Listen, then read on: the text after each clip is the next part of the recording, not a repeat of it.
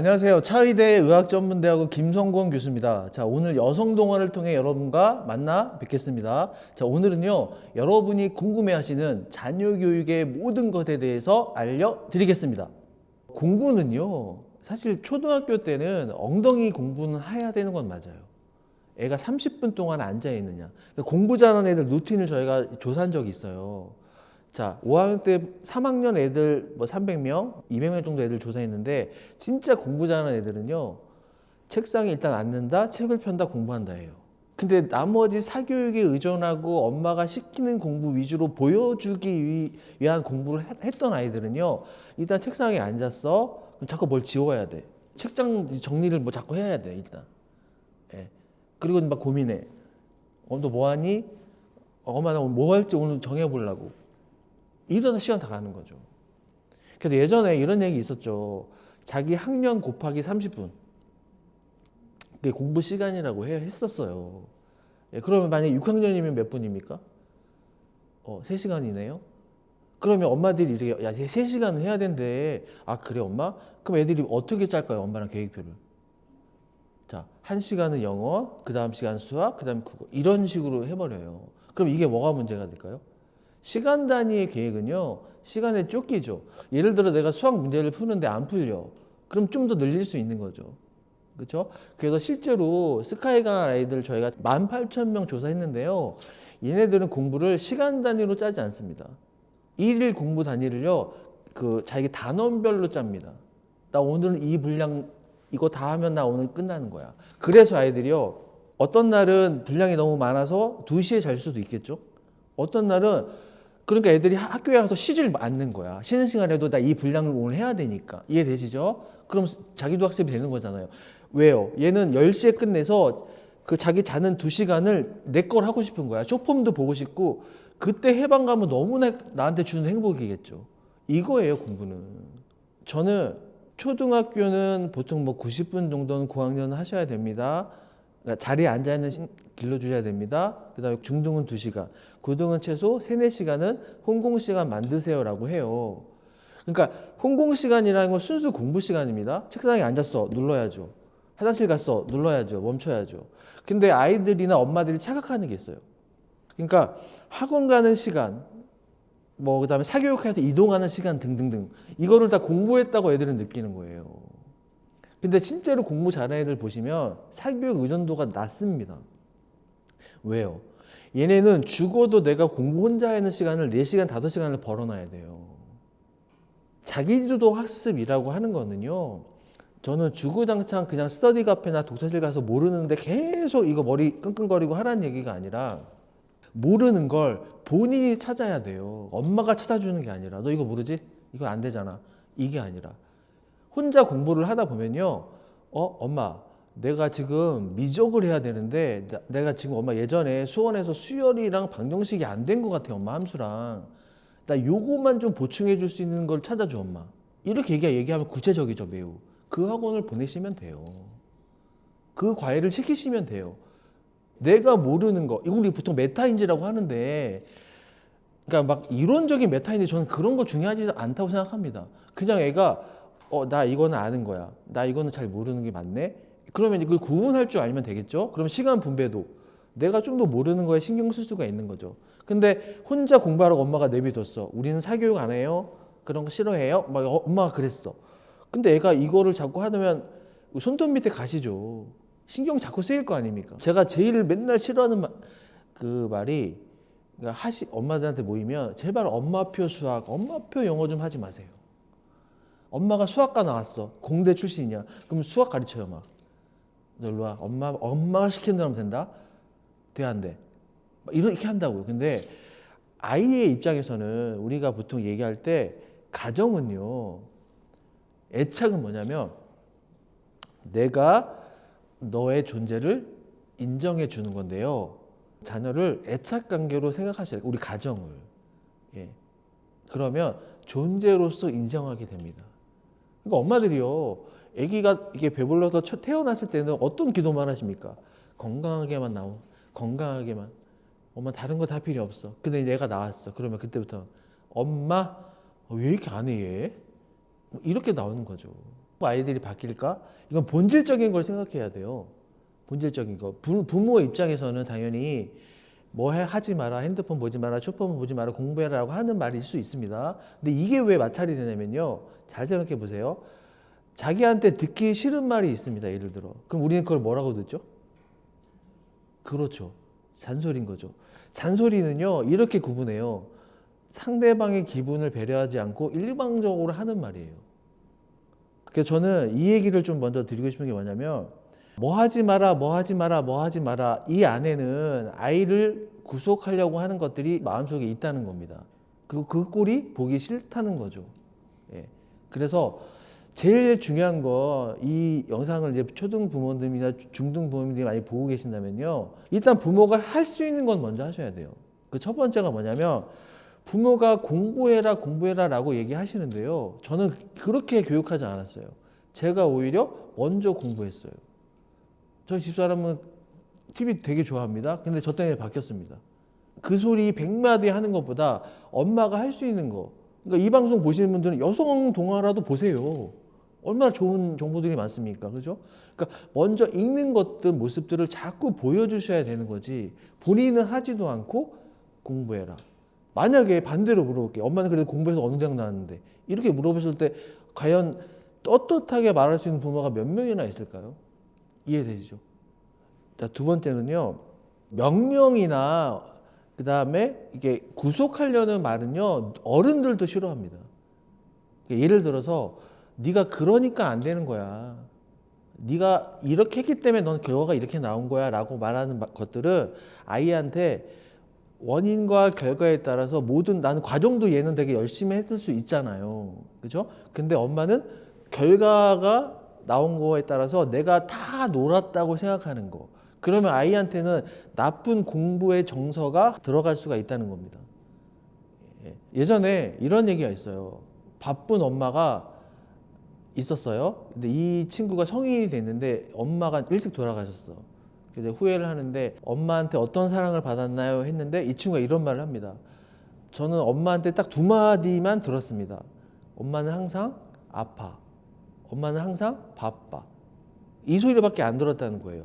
그래서 이 친구가 스카이 나오고 정말 좋은 직장에 갔는데도 사람들과의 대인관계에서 되게 어려워하고 있어요. 자기는 다가간 건데 그때 어리니까 엄마가 어디가 아픈지도 잘 모르겠고 또 엄마가 한창 일할 때는 엄마는 맨날 바쁘다고만 얘기하고 그러니까 이 관심이나 이런 것들을 그래도 자기는 공부로 좀 돌렸을 뿐이지 나머지 아이들은 다 비행 청소년이 됐다는 거죠. 부모님들이 절대 아이가 얘기할 때는 아무리 바빠도 눈을 보고 들어주라는 겁니다. 사실 우리가 심리학에서요. 기초 심리학은 인간의 성격이나 뭐 기질 이런 것들을 다루는데 우리가 기본적으로 안 바뀌는 두 가지가 있습니다. 부모로부터 받는 유전자 중에서 뭐가 있냐면 지능과 기질이 있어요. 성격. 근데 우리나라는 좀 잘못됐죠. 그 유전자 지능은 누가 준 거죠? 부모가 준 거잖아요. 근데 피해자가 항상 가해자한테 뭐라 그래요? 엄마 죄송해요. 머리 나빠서. 엄마 성적이 떨어져서 죄송해요. 엄마. 피해자가 가해자한테 죄송하다고 하는 상황인 거죠.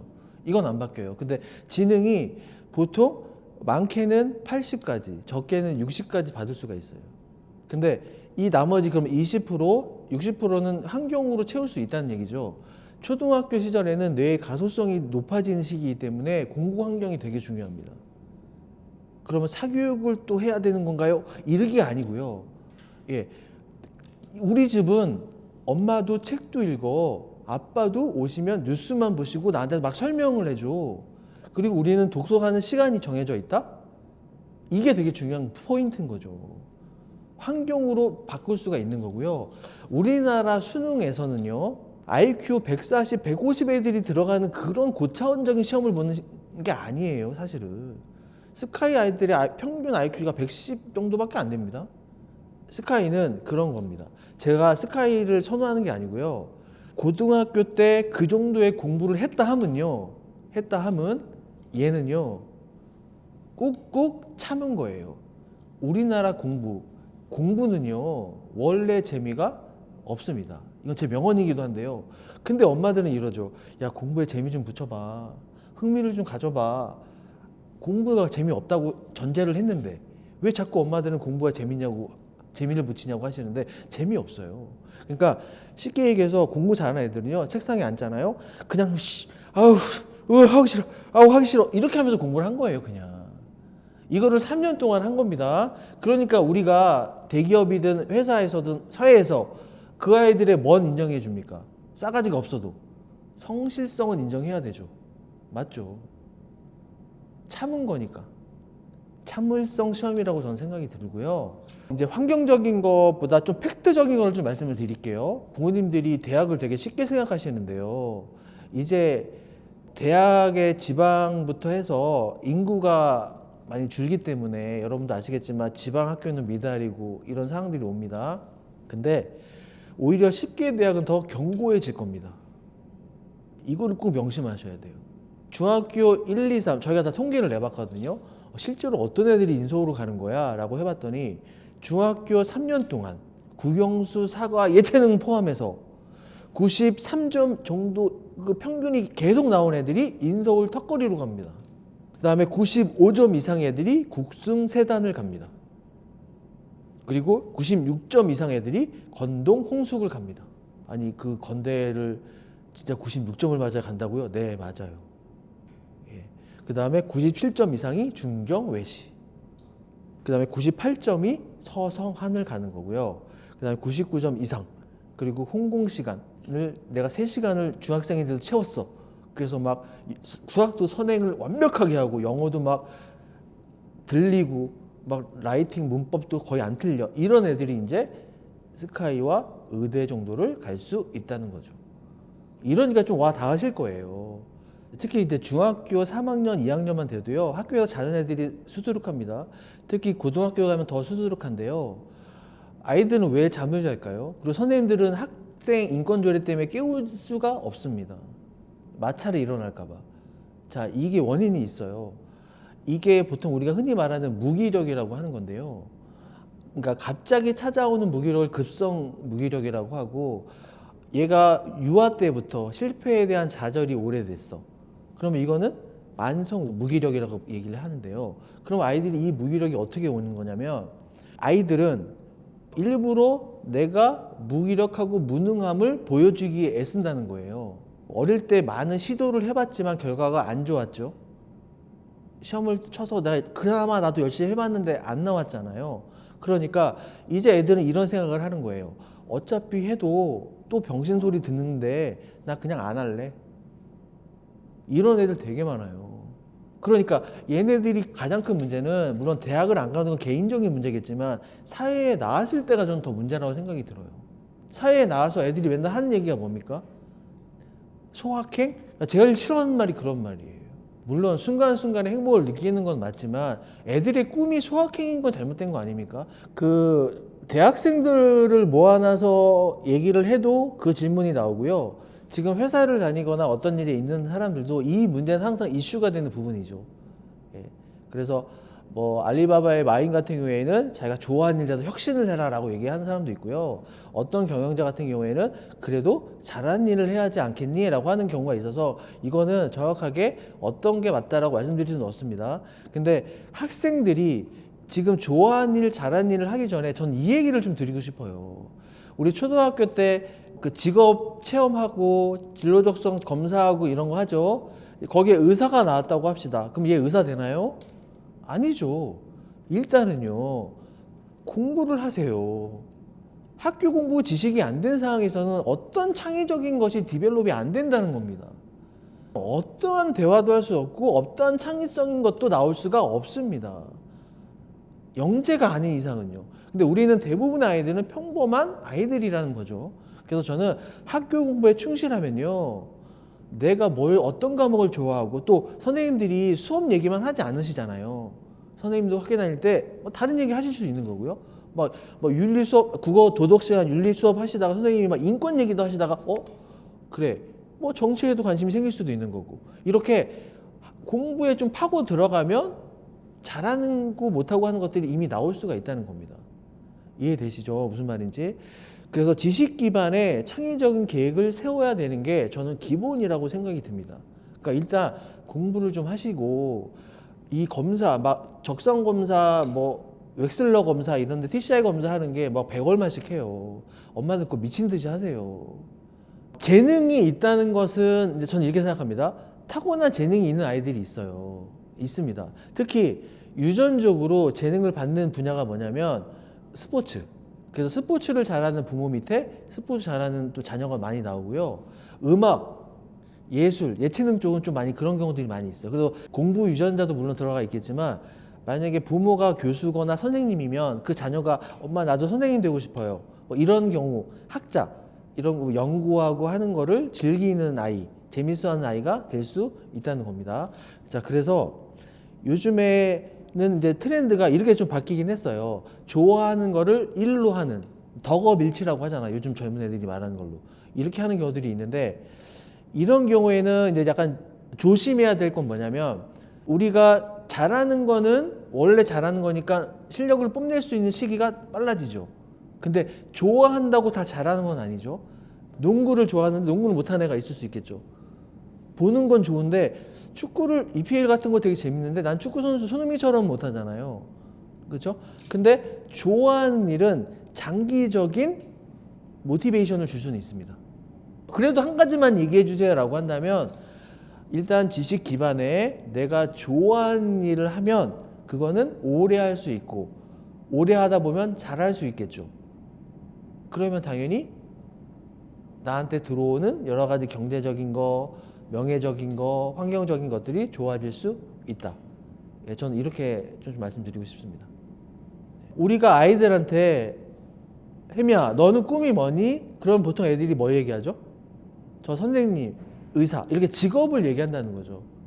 그래서 꿈은요 그렇게 얘기하는 게 아니라 동사형이 돼야 돼요. 엄마, 제가 과학 수업에 생물 수업을 들었는데요. 이때 생물 뭐 이렇게 해부하고 하는 것들이 너무 재밌었고 인체가 너무 신비한 것 같아요. 저는 이런 거를 연구하는 사람이 되면 좋을 것 같아요. 그래서 찾아봤더니 그게 의사라는 직업에서도요 꼭 진료를 하지 않고 이렇게 임상 쪽에 연구하는 직종이 있더라고요. 엄마, 저는 이런 사람이 되고 싶어요. 이렇게 꿈은요 막연해야 돼요. 추상적이어야 돼요. 근데 대부분의 부모님들은 꿈이 뭐야 그러면 직업을 말하길 원해요. 그렇지, 직업은 의사는 돼야지. 그래서 제가 아까 의대생이 말씀을 드렸는데 제가 아는 제자 중에 한 친구가 스카이 S대 의대를 갔습니다. 근데 1년을 다니고 자살했습니다.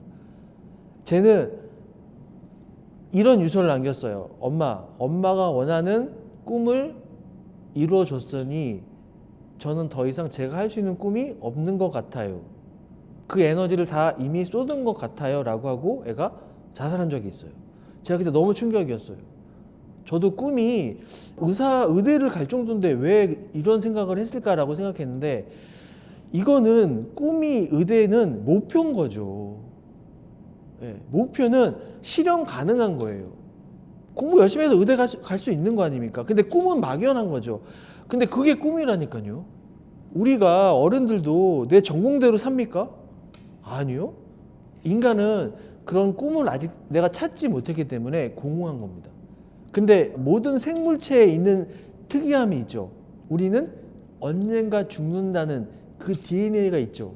유한하죠. 유한하기 때문에 그래서 만약에 70대가 돼서 내 꿈을 의사를 이뤘어. 이 행복보다 내가 좀 더 건강하고 생활할 수 있을 때 꿈을 이루는 게 좋기 때문에 공부를 해야 될 연령 학령기에 공부를 하라는 얘기고요. 그 꿈을 빨리 찾을 수 있고 가이드를 해줄 수 있는 것들이 저는 부모의 역할이라고 생각이 들어요. 그리고 부모님이 여기서 하셔야 될 일이 있어요. 부모가 다 해주려고 하지 마시고요. 얘가 어느 정도 초등학교 고학년이나 아니면 중학생 정도가 됐을 때는요. 실제로 그 일을 하고 있는 사람을 만나게 해주세요. 정말 부모가 말하는 100배의 효과가 나올 겁니다. 그래서 저희 아이 같은 경우에도 얘는 특정 대학의 경영학과를 가고 싶고 뭐 이런 게 있어서 얘가 이제 외고 출신인데 실제로 같은 동아리에 그 학교를 간 선배랑 저는 멘토 멘티 관계를 맺어줬어요. 저희가 100마디 하는 것보다 갑자기 얘가 공부를 하는 거예요. 왜? 그 형이 이렇게 해서 이 학교를 갔어. 그 형이 수학 공부는 이렇게 하는 거라고 알려줬어. 나 그 형하고 똑같이 돼야 돼. 왜? 왜 똑같이 돼야 돼? 나 그 형이랑 약속했어. 뭐 그 학교 가서 우리 대학가요제 나가기로 약속했대. 얘는 이게 왜 모티베이션이 된 거지. 뭐 부모 입장에서 너무 좋은 거 아닙니까? 굳이 뭐 우리가 공부 소리 안 해도 지가 하겠다는데 너무 좋은 거죠. 보통 요즘에는요, 고교 학점자가 되더라도 학교에서 다 개설을 할 것이고, 그거는 최소 성취 수준을 미도라는 애들이 문제가 좀 되긴 할 거예요. 근데 선생님들이 어떻게든 그건 다 막을 겁니다. 학점 채울 수 있도록. 그래서 수시 때문에 그 얘기 말씀을 주로 많이 저한테 질문을 하시는데, 학생부가 일관된 게 좋냐, 얘가 의사로 하는 게 좋은지, 갑자기 얘는 연예인 의사 이러면 좋은 건지, 이게 이제 문제가 되시는 건데, 대학에서 보는 건 이런 겁니다. 물론 완전히 체대 하다가 의사 되면 이건 좀 이상하긴 할 수가 있습니다만, 서울대학교 기준으로 모든 입시안들이 바뀌거든요. 서울대 기준으로 갑니다. 서울대에서 이제 뭐 세특이나 창체나 이런 것들을 덜 보겠다라고 얘기하세요. 이 얘기는 뭐냐면, 아니 애들의 꿈이 어떻게 3년 동안 일정할 수 있냐, 이건 더 이상한 거 아니냐? 본인이 방황도 해봤다가 이 꿈도 이렇게 턴도 해봤다가 하는 거지. 실제로 우리 학교 온 애들을 조사해 보니까 얘가 갑자기 무용하다가 의사 된다고 하는 애는 없더라. 거의 거기서 이렇게 움직이더라는 거죠. 그래서 막연하게라도 그러니까 꿈은 이루지 아직 성취된 게 아니잖아요. 그러니까 그 꿈에 대해서 중학교 때부터는 충분하게 이야기를 하시고, 부모님들은 현실적인 조언을 해주는 가이드가 되셔야 되겠죠. 물론 네가 말하는 거 너무 멋있다 하지만 그런 일을 하기 위해서는 이제 들어가는 거죠. 오다가 들어가야죠. 점수는 학교에서 이 정도에 대한 아이들을 그런 직업을 할 수가 있대. 지혜야, 이런 일을 하려면 우리가 뭐든지 뭘 하려면 뭐가 필요하니? 자격이 필요한 거지. 엄마도 이 운전을 하기 위해서는 운전면허라는 자격이 있었어. 그러니까 이런 공부는 이 정도 해야 될 것 같고, 네가 언어 수준은 이렇게 해야지 해외 투자자들하고도 얘기할 수가 있겠지. 아 그러네 엄마, 그럼 나 영어 공부는 어떻게 하면 될까? 이렇게 아이가 먼저 공부에 대해 접근을 할 수가 있다는 거죠. 그래서 꿈 얘기는요, 아이가 꿈에 대해서, 그러니까 엄마들이 꿈 얘기하면 돈을 잘 번 직업이지 못 번 직업이지 이거부터 생각하니까 대화가 자꾸 안 되세요. 일단 저는 현실적인 얘기 많이 해요. 엄마 아빠는 너한테 지금 아빠가 회사하고 뭐하고 한 돈 다 주지 않을 거야. 제가 예전에 정말 그랬어요. 자기야, 우리 지금부터 1년 동안 우리 집이 망한 걸로 하자. 저 정말 그랬어요. 경제교육 시키려고. 예, 제가 사교육 예전에 많이 해서 정말 돈 많이 벌었거든요. 애들이 씀씀이가 너무 큰 거고, 얘가 꿈이 이런 거예요. 초등학교 때부터. 난 사업할 거야. 왜? 아빠처럼 저기 편하니까. 이런 거예요. 이거 아닌 것 같은데? 그래서 자기야, 오늘부터 내가 이렇게 딱지 붙이고 사람 불러서 뭐 할 거야? 우리 망한 거야? 정말 한 달에 10만 원 갖고 살아보는 거야 우리. 정말 그랬어요. 갑자기 차가 없어지고, 예전에 저 개포동 뒤에 진짜 판자 그런 데서 막 들어가서 일부러 제가 살아보고, 저는 그런 교육 해봤어요. 달라지더라고요. 환경이 달라지니까 달라지더라고요. 그때 제가 얘기했죠. 여기서 우리가 다시 살 수 있는 방법이 뭘까? 예전에 집으로 갈 수 있는 방법은 뭘까? 아빠가 다시 재기하는 거와, 그리고 네가 네 일을 열심히 해주는 거겠지. 그래야 엄마가 오로지 그 일에 힘을 쏟을 수가 있잖아. 알아듣더라고요. 공부를 하더라고요. 그리고 꿈이 명확해지더라고요. 그러고 나서 이제 나중에 얘기를 했죠. 1년 지나고 나서. 결국은요, 자녀 교육에 우리가 하는 이유가 뭐냐면요, 자녀의 스카이 진학이 아니고요, 자녀의 의대 진학이 아니라는 거예요. 자녀의 정서적 독립과 경제적 독립이라는 겁니다. 우리가 결국 그걸 하기 위해서예요. 자녀는 손님이에요. 예, 나한테 찾아온 귀한 손님인 거지. 그럼 우리 손님이 오면 어떻게 해요? 잘해주고 잘 보내줘야 되잖아요. 손님은 갈 사람이지 같이 살 사람은 아니니까. 그러니까 엄마가 내 엄마라서 너무 고마웠어요. 행복했어요, 엄마. 아빠가 제 아빠여서 전 너무 자랑스러웠어요. 이 소리 들어야죠. 졸업식 날 제가 그 소리 듣고 너무 고마웠어요. 아빠, 되게 무뚝뚝하죠, 아들들이니까. 근데 아빠, 이 얘기하는데 제가 눈물이 나네. 아빠가 제 아빠여서 전 너무 행운인 것 같아요. 이 얘기를 해주는데 저는 너무 좋았고 기뻤습니다. 예. 그러니까 저는 자식한테 빚을 지게 한 거예요. 어떤 빚이냐면 뭐 이런 채무적인 빚이 아니라요. 행복하게 잘 사는 거에 대한 숙제를 준 거예요. 얘는 그걸 해결한 거였고. 제 책에도 있지만 이제 부모가 행복해야 합니다라고 하는 게 제 사실 목표고요. 우리가 자녀를 낳았을 때 예고한 부모도 있겠지만 낳아서 보니 그냥 내가 부모가 된 거란 말이죠. 우리 정규 과목에 부모 교육 수업이 없어요. 사춘기 아이가 저랑 상담하면서 제일 힘들었던 게 뭐니라고 하니까 아빠가요, 엄마가요, 저만 오면 아빠는 엄마 욕을 그렇게 하시고요. 엄마는 아빠 욕을 그렇게 하세요. 그리고 마지막에 꼭 두 분이 공통되게 하는 말씀이 있대. 그게 뭐니? 너 때문에 이혼 못 한대요. 그냥 저는 저 때문에 이혼하셨으면 좋겠어요. 집은 아까 제가 어떤 집이 돼야 된다고 했죠? 애착의 관계가 돼야 된다고 했잖아요. 그러니까 부모가 자기 일에 성취감을 못 느껴요. 재미가 없어요. 그러니까 관심이 어디가 있어? 애한테밖에 갈 수가 없는 거죠. 왜요? 그나마 남들한테 애 잘 키웠다고 하는 소리 들을 수 있는 게 애 대학이니까. 그냥 막 대충 키웠어도 애가 그냥 좋은 학교 갔으면 아유 그 집에 잘 키웠네 이 소리 하니까 정말 잘 키웠을까요? 아닐걸요. 썩어 문드러질 겁니다. 그 집안은. 그래서 워킹맘이라면 전혀 미안해하지 마셔라.